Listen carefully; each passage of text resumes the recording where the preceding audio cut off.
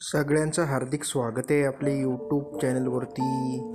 टाकळा तरोटा अशा नावाची वनस्पती साधारण दिवाळीनंतर अशा प्रकारे शेंगांमध्ये बी बनलेलं असतं व हे बी या ठिकाणी वाळल्यानंतर ते झाडाखाली पडतं, तिच्या बारीक बारीक व त्याचा बीज प्रसार होतो. कधी हे जनावरे जे असतात आपले गाई म्हशी वगैरे हे क्वचित प्रमाणात या ठिकाणी या शेंगा खात असतात.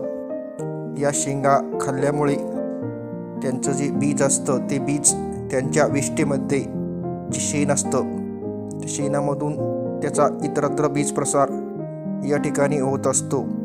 हे अशा प्रकारचं स्किन तसेच त्वचा संबंधी समस्येसाठी सुद्धा रामबाण एक इलाज म्हणून या वनस्पतीचा उपयोग या ठिकाणी केला जातो.